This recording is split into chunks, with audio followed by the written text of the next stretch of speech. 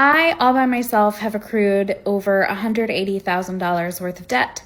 And what makes that especially terrible is that 6 months ago, I had zero debt. 6 months ago, I was working a job that I loved but did not pay very well because it was a nonprofit. And then a former coworker called me up and asked me if I would come to work for her at her new company and offered me a major, major pay raise. So I obviously accepted and saw a major influx in my salary and thought to myself, okay, this is my opportunity to get out of the neighborhood that I was living in that was not particularly safe, but was affordable to me with my previous job. So I bought a new house. And at the time, I had someone living with me, renting from me, but she moved to Canada to get her PhD, and so she is no longer living with me. And I now have this giant house that is so beautiful, but that I cannot afford. And on top of the fact that I have a mortgage now that I did not have before, I have also had to have all of the windows replaced, have a new water heater. All right, we're gonna get into that in a minute, but I don't know why people don't just make the adjustment as far as their finances and their revenue and stay down. That's the number one problem that I see with people that start to get money. The number one problem that I see with people in general is that they have a spending problem. And so even when I see most of these videos where it's people that saying, "Oh my God, I can't believe it. Life is too hard. We make six figures and we still can't survive." That's a spending problem. It's 100% a spending problem. There's no reason why most people that make $100,000 a year, whether it's combined income, and I've seen people where the man will make $100,000 plus, let's just say 110, and then the woman will be making close to $80,000, $90,000 a year, and they talking about, and I can't believe it, it's getting tight, and we're living paycheck to paycheck. Most 98% of most people that make bad decisions or where they say that they are having problems in their finances, 98% of them is going to blame somebody else, which then becomes your problem. And then the other 1%, which leaves another 1% that is just something that was out of your control, are making another bad decision. And it's just all a snowball effect. So when she says, "Oh man, I just left the job. It was a job that I absolutely loved." Yeah, most of the things that you really, really love, they don't pay a lot of money unless you can figure out how to monetize it for yourself. And then she says, "I went into making a lot of money. And so immediately what I said is, it's time to get out the hood."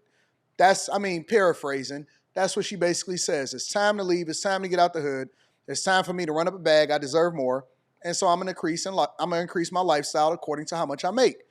And so before we even get into the rest of the video, it's her by herself. She needed a roommate. If you have to have a roommate just to be able to comfortably do whatever it is that you do, then you already in hot water. If you start to talk about all of the maintenance issues that you need to take on, and then you got to go into debt, in order to do it, you already got a problem. You already got a problem. So when I hear these stories and I see these people and I see them jumping off the porch, does cost increase every single year? Yeah, it goes up with the rate of inflation, which at this point is around 2%, a little bit of more than 2%. We still haven't caught up from Bidenomics, and that we haven't caught up to its exploding inflation that he had during his administration. And so we still growing with that. And that's why it seems like the dollar doesn't stretch as far. But when you get a big boost, and this was the lesson that I learned after I went broke in 2008, when you get a big boost, the first thing that people do is they start going on a spending spree. They start thinking about, "Oh, I deserve it." All of a sudden, you deserve more. All of a sudden, you need to go on vacation. All of a sudden, you need a new car. All of a sudden, you know what? I've achieved the American dream, so it's time to be able to buy a house. I remember when I first started getting money before 2008, I gave my parents a credit card, and was like, "Hey, you can have whatever you like." Man, I went and got that car back so fast. Cause I thought I was getting it because I had my business and then I was working in a plant and I was working, you know what I'm saying? I was making a little bit over $100,000 a year. And so it was crazy for me. But when y'all start getting money, all right, because you're not going to go through it forever. You're not going to be on food stamps forever, hopefully, if you're watching this, because you probably are part of the Patreon. Link is in the description as well as pinned to the top of the chat. when you start getting money, make sure that you do not ever change your lifestyle immediately. That's when you got the time to have that extra income to invest in your business. That's when you got that time to have that extra income to pay off the debt. That's when you have that time to have that extra income to be able to save and put it in your brokerage account and then make those type of investments. That's when you have the time to start investing in yourself. So we overrate the housing experience. You're going to go out and buy another house so that you can get a higher house note and then have a large property tax bill that you wasn't expecting, and then you get all of these maintenance. Next thing you know, you're paying interest on debt that you shouldn't have had in order to be able to sustain this property. Let me get this from the beginning. I want to watch the whole thing, and then we're going to come back and have a conversation about it and finish this off. I, all by myself, have accrued over $180,000 worth of debt. And what makes that especially terrible is that 6 months ago, I had zero debt. 6 months ago, I was working a job that I loved but did not pay very well because it was a nonprofit. And then a former coworker called me up and asked me if I would come to work for her at her new company and offered me a major, major pay raise. So I obviously accepted and saw a major influx in my salary and thought to myself, okay, this is my opportunity to get out of the neighborhood that I was living in that was not particularly And don't lose your job because you didn't already raise your expenses. safe, but was affordable to me with my previous job. So I bought a new house. And at the time, I had someone living with me, renting from me, but she moved to Canada to get her PhD. And so she is no longer living with me. And I now have this giant house that is so beautiful, but that I cannot afford. And on top of the fact that I have a mortgage now that I did not have before, I have also had to have all of the windows replaced, have a new water heater installed, and with the water heater came a water softener, and there were foundation issues that I had to fix, and there were issues with wood rot on the outside. All of these things have compiled, and I now found myself as a single person with a single income with over $180,000 in debt and a mortgage that I cannot afford.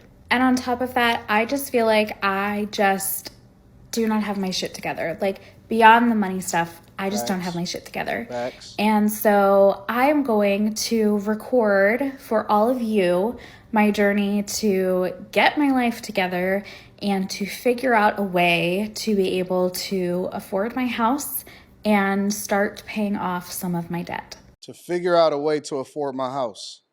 This is pretty embarrassing, so I have blocked every single person that I know and every single person they know so that no one in my real life hears this, sees this, etc. Because honestly, it's very embarrassing. So why are don't you ask sharing me it why on I'm the comfortable internet? sharing it with the whole internet because I can't make it make sense. But I hope you'll come along for the journey. I hope that you will share advice, insight, tips for how you have gotten out of a similar situation. I would love to hear it because Well, that's my biggest tip is that I think you need to downsize your life. I would also say that you probably need to sell the house. I would sell the house because you can't afford it, or at least I would rent it out completely and try to cover my costs. I would immediately try to get out of debt. I'm not going to sit in 180K in debt. And then I'm going to try to continue to increase my income because now you got the motivation to grind and grow and hustle and then get to a higher level in your life so that you can really do the things that you want to do. The last thing that I ever wanted to do in my life was become house poor. I think becoming house poor is a choice. I can't see it. I would rather live way beyond below my means and then be able to do what I want to do when I want to do it. Let me know what y'all think inside of the chat. Make sure y'all tap into the Patreon link is in the description. Teach Hanley 40% off your first order, 20% off for life. I love you. I appreciate you. I'm holler at you guys later. It's crazy, man. And I always like to give credit to the content creators, so I'm always going to link back to them.